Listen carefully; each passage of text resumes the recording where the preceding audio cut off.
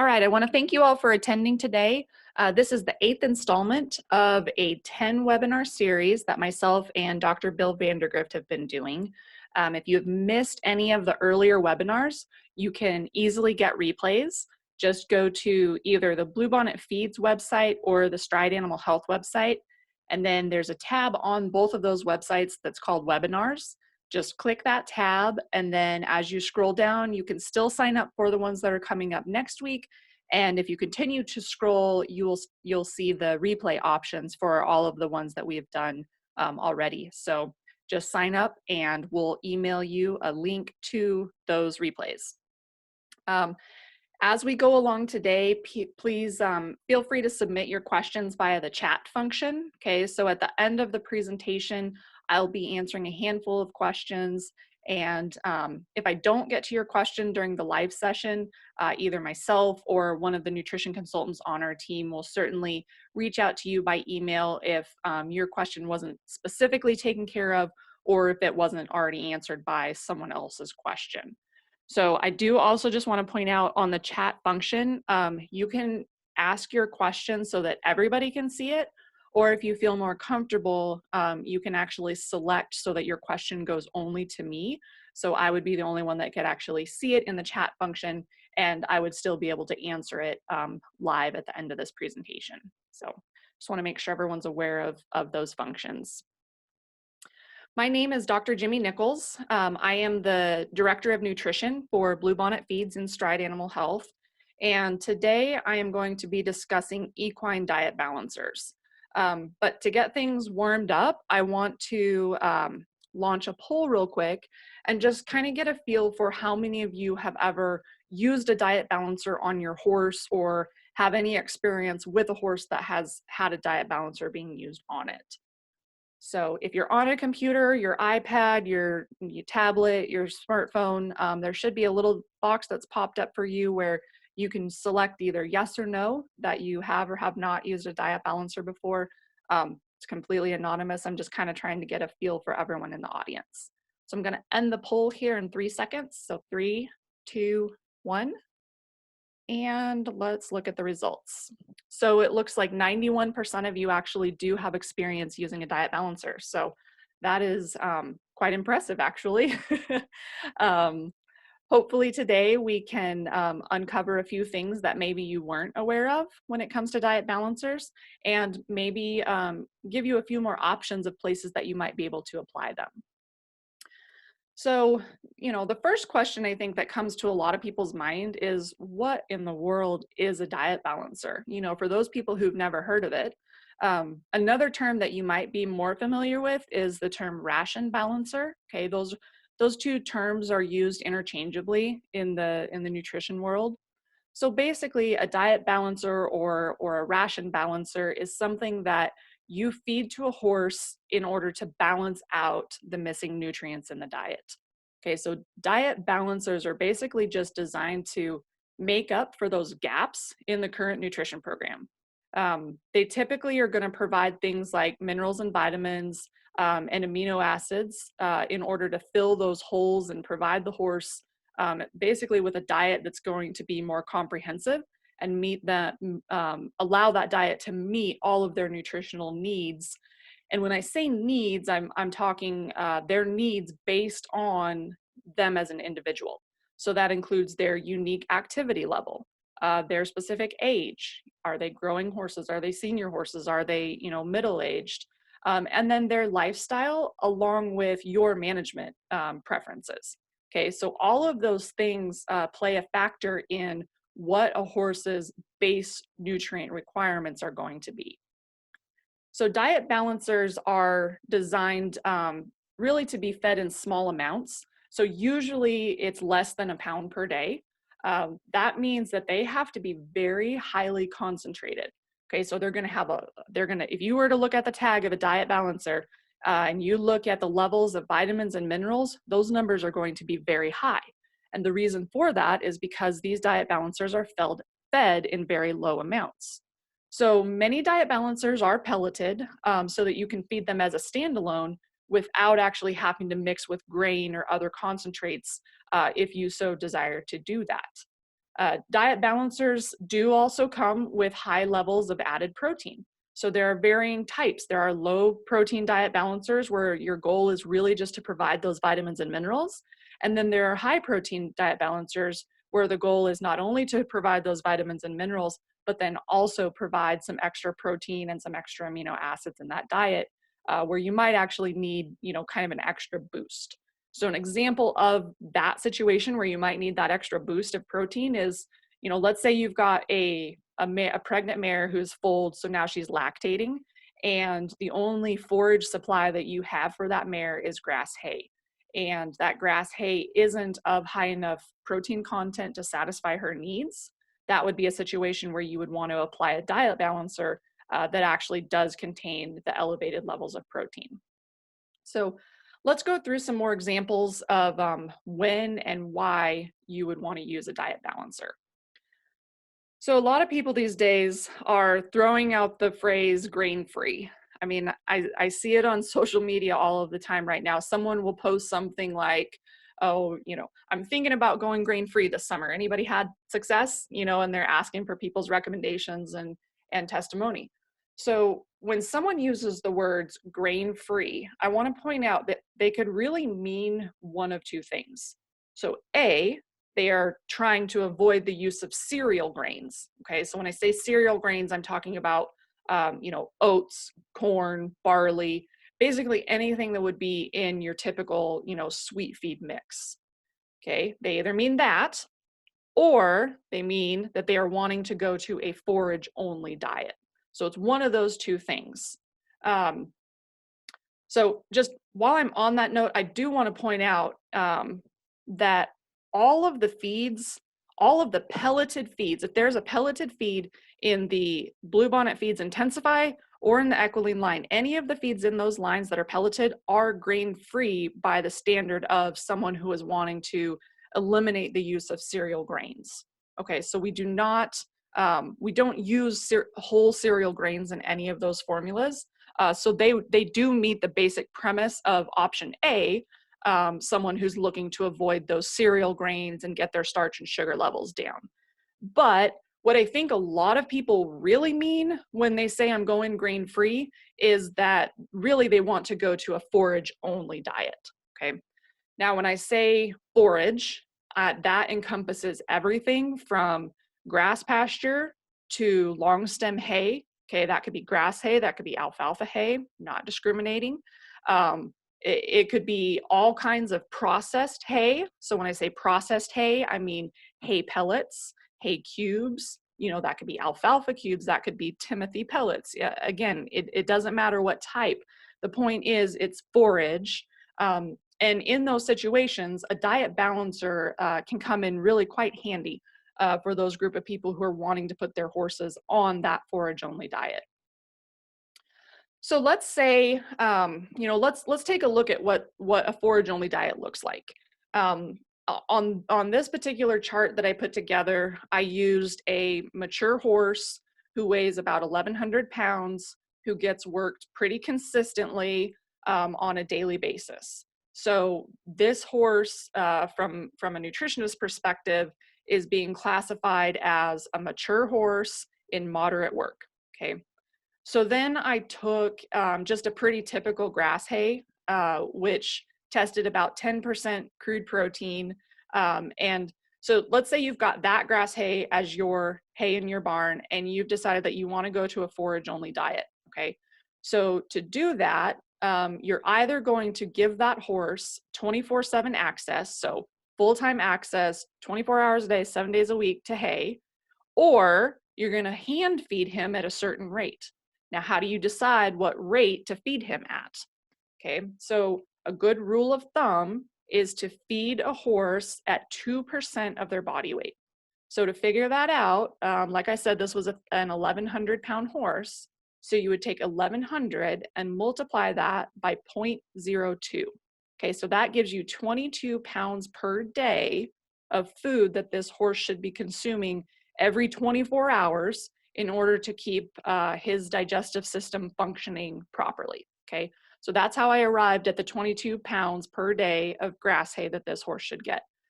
So this graph is a reflection of the nutrients that are supplied by this particular hay analysis that I had on file.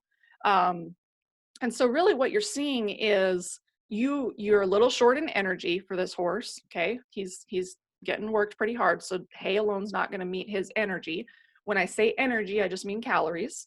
Okay, so but we're meeting protein, we're meeting lysine, calcium, phosphorus, magnesium, potassium, okay, iron, manganese, we're good on those.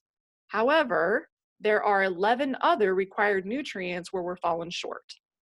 So I'm sure that there are some of you that are sitting there listening and you're like, well, no kidding. The horse has a pretty good workload.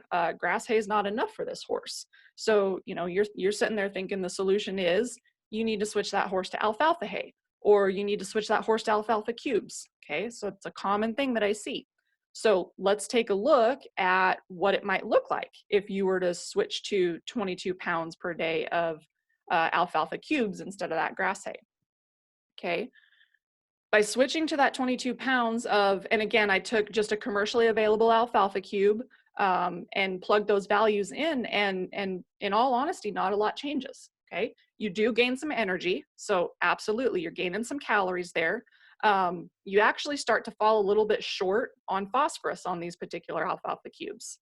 You lost your manganese content, and you still are not meeting 10 of these nutrients. Okay, so my point here is that no matter what forage source you choose, be it grass, be it alfalfa, long stem, processed, pellets, cubes, I mean, no forage contains enough of all of the minerals and vitamins to satisfy a horse's need, especially if that horse is being ridden at all, or if they're in a growing stage of life. So basically any point in life where they have nutrient requirements that go, you know, above maintenance, forage alone is certainly not going to meet all of those basic vitamin and mineral requirements.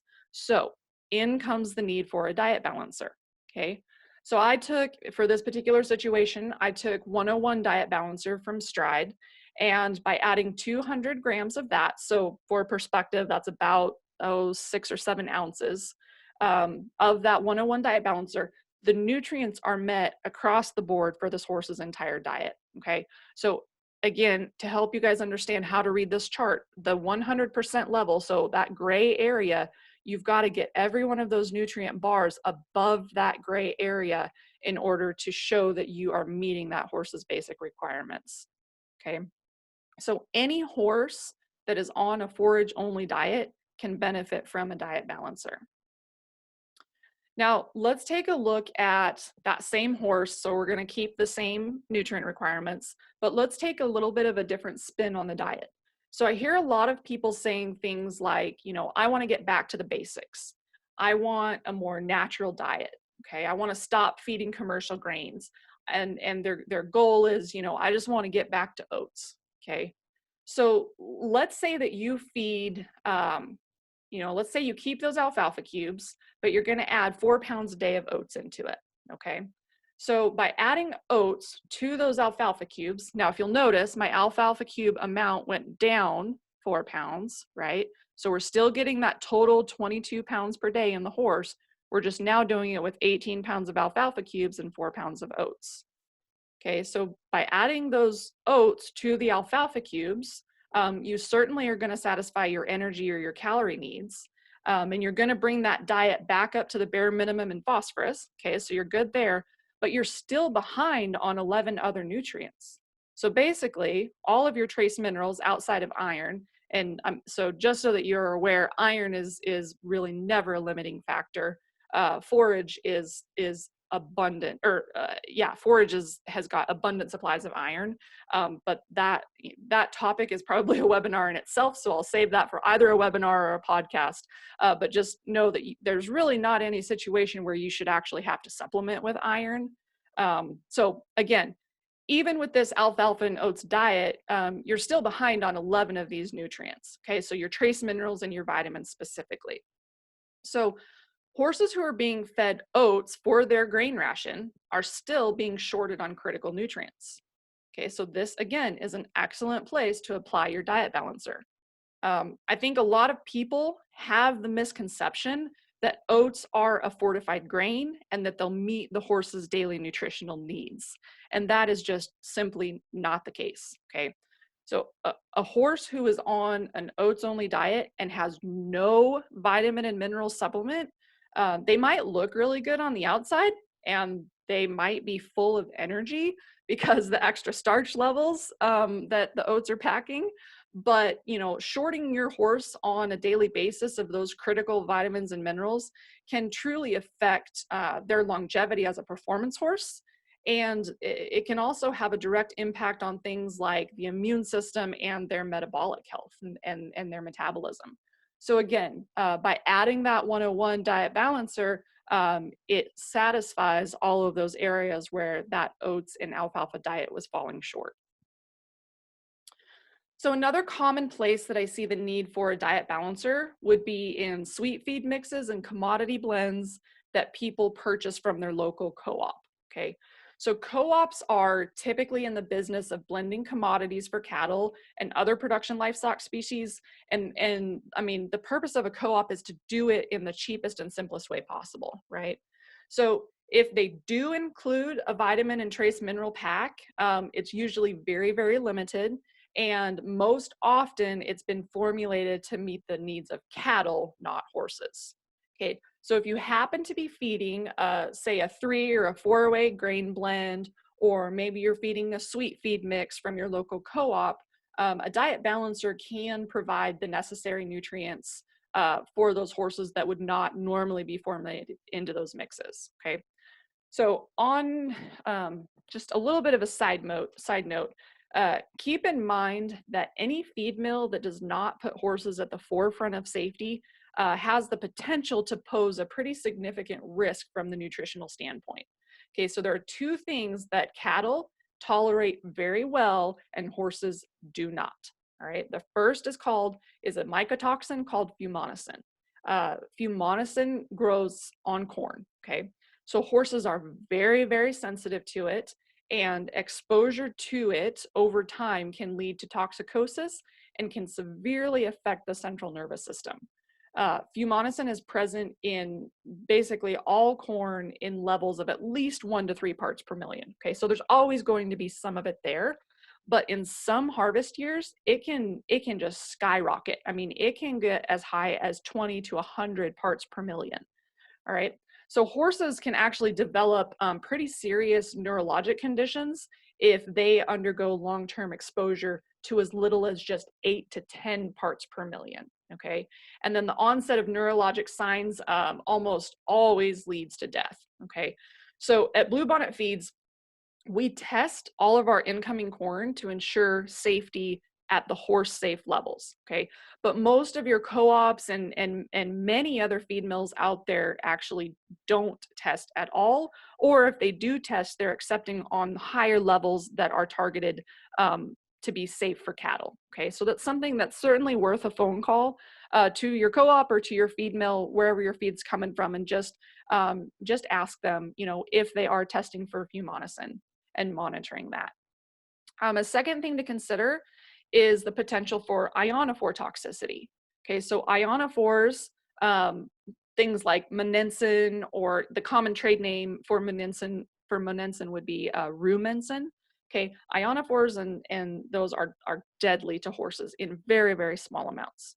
So basically, ionophores are medications that are routinely added to cattle feeds with the goal of enhancing growth performance, okay, along with feed efficiency. So if a horse were to accidentally eat one of those feeds, or if there were to be an accidental cross-contamination with the co-op's mixing system and, you know, between the horse feed and this medicated cattle feed, I mean, it could absolutely be disastrous for your horse. In fact, the potential is so serious for horses that we don't even allow ionophores on the property at Bluebonnet Feeds. And then on top of that, all incoming ingredients, even our molasses, our premixes, you know, our vitamin and mineral packs, anything that comes from the outside to us must originate or be made within approved ionophore-free facilities, okay? So it's a serious deal, and not enough horse owners are aware of the danger, in all honesty. I feel like too many horses in this country have died over the years due to accidental cross-contamination with ionophores. So, okay, I will get off of my soapbox on that one, but I just wanted to kind of take that opportunity to point out that, you know, going the cheapest or the easiest route for feed can have damaging effects that, you know, we don't even think about as horse owners. So, you know, choosing a feed manufacturer that puts horses at the forefront is really important. All right, let's talk ponies and minis. So I'm actually lucky enough to have one of each of these at my house right now, and the kids absolutely love them, but they certainly come with their own set of management issues, okay? So first of all, they can crawl in and out of anything if you don't have your fencing set up right for them. But more importantly, from a nutrition standpoint, a diet standpoint, these guys are really predisposed to serious things. So obesity, laminitis, and founder. Because of that, minis and ponies typically do best on a dry lot situation with hay only diets and no extra calories from grain. Okay. And it breaks people's hearts. I understand that. However, okay, so they're no different than a normal sized horse. They still don't get all of the nutrients that they need from that forage alone. So these guys, they really do benefit from a diet balancer. Okay, so typically, a good rule of thumb on how much you give them. Okay, for minis, I typically recommend a quarter of the recommended amount that you would normally do for an adult horse, and then for ponies, it's typically about half the amount that you would recommend for an adult horse. So then just remember, absolutely no starchy cereal grains, no high NSC content, and keep them away from green grass. I am convinced that this picture of this pony has him like escaped from his dry lot and he found green grass and he is just going yippee. It cracks me up every time I look at it. So definitely keep these guys off of green grass. Most people don't know, I mean, green grass actually packs a lot of sugar, and that can send these guys into a laminitis situation and ultimately cause them to founder if it's not noticed and not taken care of properly. So while we're on the topic of metabolic conditions, let's talk about the diet of horses who have, you know, equine metabolic syndrome. So equine metabolic syndrome is a term that encompasses horses with endocrine and metabolic abnormalities. Okay, they're typically associated with obesity and then ultimately the development of laminitis. So faulty insulin metabolism is one of the key drivers or the key components in equine metabolic syndrome. Horses with this syndrome typically are going to have regional fat deposits, and they're going to collect behind their shoulder, around their tail head, above their eyes. And then they're also typically going to develop that classic cresty neck. Okay. So in these horses, management of starch and sugar levels is absolutely critical. Okay. These horses are, they're typically restricted to a dry lot and a hay only diet as well. So again, we know that, you know, a hay-only diet is not going to provide all of the vitamins and trace minerals. So adding a diet balancer is a safe way to provide the proper nutrition, but also to do that without piling on any extra starches, sugars, or calories that would typically come from a normal feed. Okay, so if you're trying to restrict weight or reduce weight on these horses, we don't want to be adding a full, you know, a full calorie feed. So that would be a place where you would apply that diet balancer. So, and I guess while we're talking about general diet restrictions, it's probably a good time to bring up those super easy keepers, okay? Or those horses who do need to go on that restricted diet in order to shed some weight. So I truly think that sometimes as horse owners, we actually become a little bit blind to our own horse's body condition score. So a fleshy horse, I mean, let's all admit it. I mean, a fleshy horse just looks better than a thin horse. So I think we all tend to go just a little bit overboard on the body weight. So I wanted to put up an example of, you know, an obviously thin horse, so top left, and then an obviously fat horse, so top right. But then I think it's also important to note that ideal looks different in different types of horses. Okay, so how a horse looks conformationally will vary depending on their breed, but where they carry their fat stays relatively consistent across all breeds. Okay, So that's why it's important to understand where to look on a horse in order to assess body condition in horses. So let's take a quick look at a chart that shows you exactly where to look to assess body condition. So as a horse gains more and more weight, they basically start to accumulate fat in certain areas. So specifically around the tail head, they will start to develop a crease down their back. Okay, so really fat horses can literally hold water on their back because they've got such a deep crease running down it. Um, Horses will develop fat pads, so over the ribs is a really good place. So typically you feel the ribs, okay, with a flat hand, you rub your hand flat over them. They should be easily felt, but not necessarily easily seen, okay? Fat will also accumulate behind the shoulder and along the withers. And then in addition, they're also going to develop fat deposits along the top of the neck, which again, we refer to as cresty neck. So the Henneke body condition scoring system is really the gold standard of and what we use to assess body condition. It's a scale of 1 to 9, with 1 being just completely emaciated and 9 being extremely fat. Okay, so the ideal body condition score is a 5. Now that's going to vary just a little bit depending on disciplines. So race horses, for example, might tend to be more towards that 4.5. Okay, maybe even a 4. And I see a lot of, in the Western disciplines, a lot of horses are actually being kept closer to that 7 or 8. And oftentimes the owner doesn't even realize that a horse at 7 or 8 is overweight. Okay. And it's important to point this out because allowing a horse to carry extra weight like that can actually set them up. I mean, it causes additional stress on their body. Okay, so it's gonna strain things like their tendons, their ligaments, and their joints. And then especially when you put them in deep sand and ask them to work on top of that and carry a rider, right? So when you put that extra stress, I mean, that can ultimately affect the longevity of their career. Uh, Not to mention that keeping a horse overweight can actually send them into a metabolic disorder where they become insulin insensitive. Okay, so it's kind of like type 2 diabetes in humans.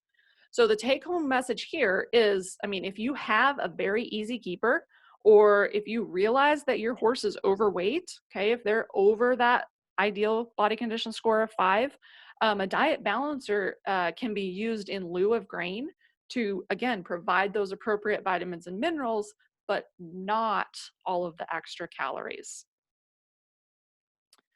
So the last place that a diet balancer can be really useful is in horses with severe food allergies. Okay, so diet balancers are, by nature, just they're very concentrated in vitamins and minerals, and the point of them, obviously, is to have a low feeding rate.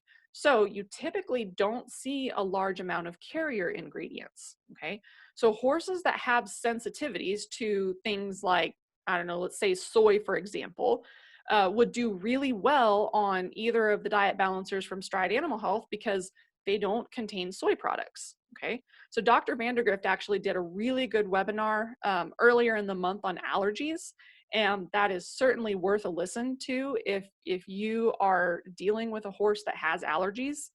So spoiler alert, here it's not often the items in the diet itself that's the problem. Okay, so definitely go listen to that replay on those allergies if you missed it the first time around. I think it's certainly worth a listen to.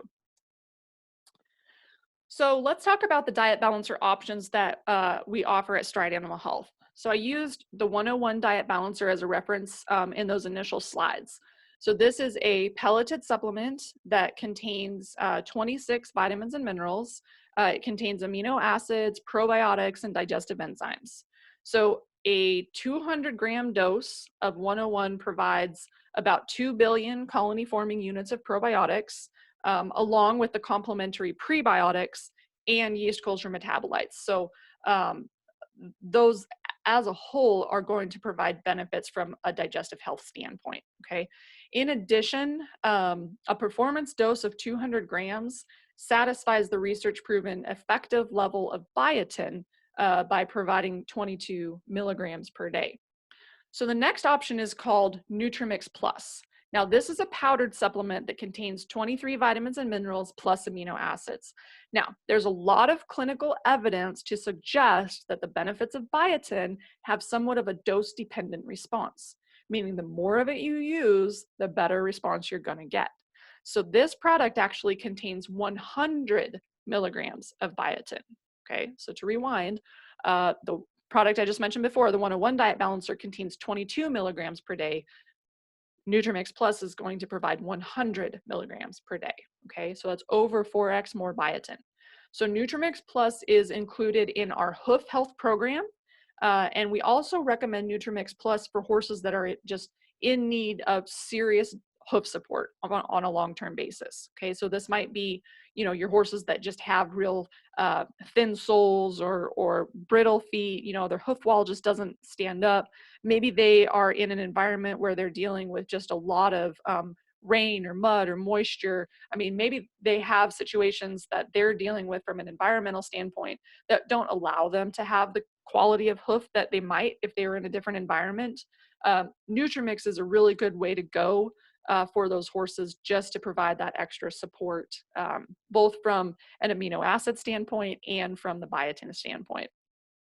And then just kind of as an added bonus, I mean, so since there are no carrier ingredients in NutriMix, all right, like I said, it was a powder form, okay, so you don't have to add anything to it in order to turn it into a pellet, right? So everything in it is active.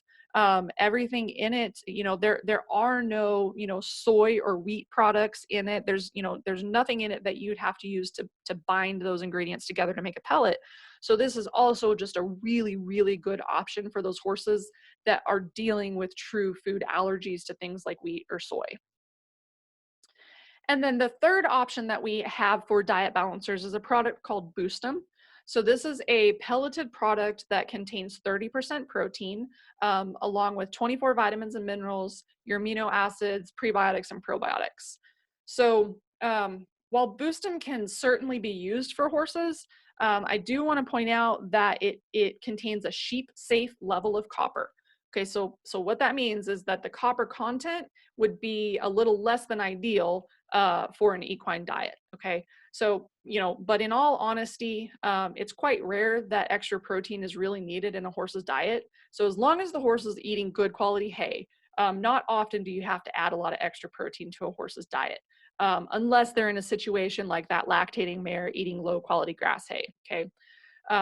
So Boostum is a really good option for those of you who might actually have maybe some FFA or show animals on your property, and you're looking for a single product that you can safely feed to everything from the chickens and the rabbits to the show cattle, okay, to balance the diet. Because those animals typically are on a commodity blend that maybe hasn't been fortified with all of the appropriate vitamins and minerals. And most often those are not fortified with any amino acids either. So Boostum is a really good option kind of to take a multi-species approach. Now, if I do have a horse that truly needs the high copper content and needs the protein, what I typically will do is put them on the 101 Diet Balancer or the NutriMix Plus, and then I'll just come back and add a little bit of our amino acid supplement called Competitive Edge. And I'll actually be detailing Competitive Edge on next week's webinar, so we'll get into more detail on that next week. So a few cautions that I do want to point out. First of all, do not combine any of these products together. Okay, if you're feeding 101 Diet Balancer, do not go and add NutriMix Plus on top. Okay, all you're doing is doubling every nutrient that was already finely tuned in each of those supplements. Okay, that this is not a more is better situation. Okay, so if you overfeed these nutrients, I mean, best case scenario, the body has to work hard, extra hard to process and excrete all of that excess. And then worst case scenario, you could actually run your horse into a toxic upper limit situation on some of these. So on the same note, if you are using one of these diet balancers and then you have other supplements that you want to add on top, look at the label of those other supplements and make sure that it isn't just more of what's already in the diet balancer. Okay. And if you're ever in doubt, feel free to reach out to us through our nutrition consult tab on the website, or just send us a direct email. I mean, we have a team that's here and ready to help, and we can help you sort through what is or isn't safe to combine when it comes to supplements. And then the last piece of info, I mean, if you are feeding a fortified commercial feed, but you're feeding it under the tag's recommended level, you can use a diet balancer to balance out the rest of that nutrition. But just remember to kind of titrate it to the amount of the fortified feed that you're missing out on. So for example, if let's say that the feed tag says you should feed 4 pounds per day, but you're only feeding 2 pounds per day, okay, that means you're only getting half of the daily recommended amount of vitamins and minerals out of that feed.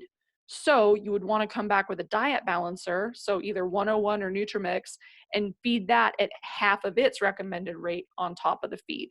That way you close those gaps and satisfy that horse's daily requirement. So again, the safest thing, if you are in doubt about whether certain supplements can be safely fed together, just reach out to us, and we'd be more than happy to provide some guidance. So with that, I'd like to thank you all for attending, and I will open up the chat notes and answer a handful of questions that came through while I was presenting. So the first question is, how would you determine what nutrients your horse is missing? Okay, that's a really good question. Um, um, so you've got two options. You can either reach out to an equine nutritionist. Again, we've got those nutrition consult tabs on both of our websites. Basically, an equine nutritionist can tell you where your gaps are. If you can provide them with, so ideally you would want to have a sample of the hay tested. Okay, I like to use Equi-Analytical as the lab. Once we understand what nutrients are being provided by the hay, we then know what the gaps are in the nutrition program. Okay, so once you have the hay analysis figured out, then the nutritionist would look at the feed or the supplements that you're using and add those nutrients then on top of that, and then see if you still have any gaps. And if you do, then they can help you address how to fill those. Now, if you want to go at this on your own, there's actually a really good independent company that has a software program. It's called Feed XL, like Feed Extra Large, Feed XL. They have a really good library of almost, I mean, pretty much any commercially available feed or supplement that you could want. And you can actually go in there, you plug in your horse's requirements, you plug in, what your hay is providing. So again, that hay analysis is very important. And then you can go and select certain grains or certain supplements that you can buy, and it'll actually show you whether or not you're meeting that horse's requirements. Okay.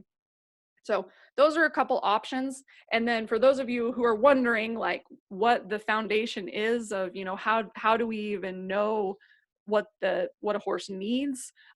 Basically, as nutritionists, we're referring back to what is called the nutrient requirements of horses. So it's a book that's published by the National Research Council, and it essentially stays up to date with the latest research and findings on what a horse needs in order to maintain and satisfy nutrition based on their activity levels, their age, and the management practices that they are under. So it's kind of that was a simple question that probably turned into a much more complex answer than you really wanted, but the team at Bluebonnet Feeds or Stride Animal Health would be happy to help you sort through all of that.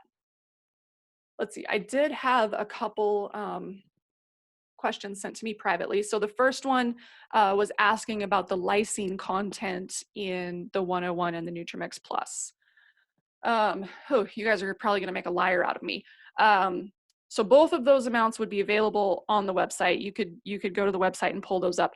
I believe that a full dose of NutriMix provides around 3,500 milligrams in a 2-scoop dose. And I think that 101 provides around 2,000 milligrams in a 2-scoop dose. I do know that the NutriMix Plus has a little bit more elevated levels of those amino acids, again, because that product is really targeted towards hoof health. Okay, here's another question that came to me privately. Will you address hair testing to determine nutrient requirements? Oh boy. Okay, this this one could be kind of like opening Pandora's box. So it depends on who you talk to, right? On the kind of answer that you get. I have actually, so if you go back and you look at the science and you look at the studies that have been done that compare the results even among different labs, and then if you go and compare, look at papers that have been written that investigate this same concept on the human health side, kind of the general consensus is that on a basic day-to-day, your typical nutrient requirements, hair analysis isn't going to provide you with the right information. Okay, so what hair analysis is helpful for is finding where maybe a horse or a human has had long-term exposure to heavy metals. Okay, but we're not formulating diets for heavy metals, right? I mean, we're not, we care about the true nutrition requirements, you know, the typical nutrition requirements, you know, like copper and, you know, phosphorus and manganese and, you know, your typical.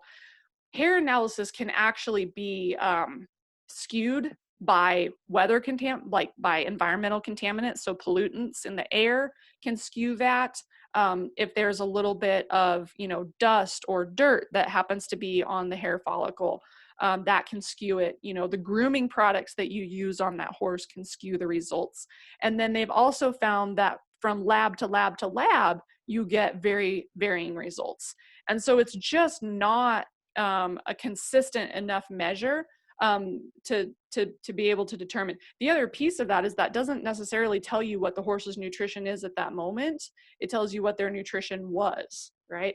So the best way to understand what your horse's diet is to truly go have your hay tested and understand what that horse is eating, and then use your tags, your nutrient guarantees on your feeds and your supplements, and plug them into a program or visit with a nutrition consultant who can do the math on all of that and tell you here's what that looks like for that horse. So yeah, I guess you can probably tell I'm not a fan of hair testing, and I don't use that. I don't rely on hair testing at all for determining the daily needs for a horse's nutrition program. Okay, there was one other question that came to me privately, and it says, how does Stride 101 compare to Platinum Performance? Okay, oh boy, you guys are just making me get all kinds of, try to stay politically correct. So I don't want to sit here on a public platform and try to compare products head to head, okay? But that being said, you know, I think the last time that I happened to be comparing or running a nutrition evaluation for someone and we were comparing whether or not to use Platinum or 101, if I remember right, I think a half dose of 101 was actually providing as much, if not more, nutrition than a full dose of Platinum Performance. So, but again, don't take my word for it. Okay, there are plenty of, I mean, there are third-party programs out there like FeedXL, as I mentioned, that will allow you as the horse owner to go and just compare products to your heart's desire and find out which ones will actually fit best in your program. And again, if you do have, you know, some head-to-head comparisons that you want to make for your individual horse, our team of consultants is more than happy to do that. We can run those profiles for you. And then while I was talking, there was one other one that was sent to me privately, and it says, can blood work determine, is blood work a good determinant for nutrition? So another kind of along the same lines of hair. So blood work tells you what that level was at that moment or at that certain point in time. Okay, so blood work is helpful for nutritional things like, you know, is you know, if a horse is dealing with Cushing's and you need to test some hormone levels, or, you know, if, I mean, there are certainly places where pulling blood can be helpful if you're trying to diagnose something.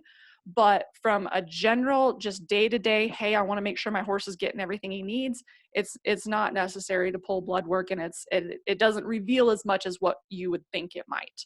Okay, so again, the gold standard is to test your hay and either test your grain or look at the guaranteed analysis and plug those numbers into a feed program or work with an equine nutritionist directly.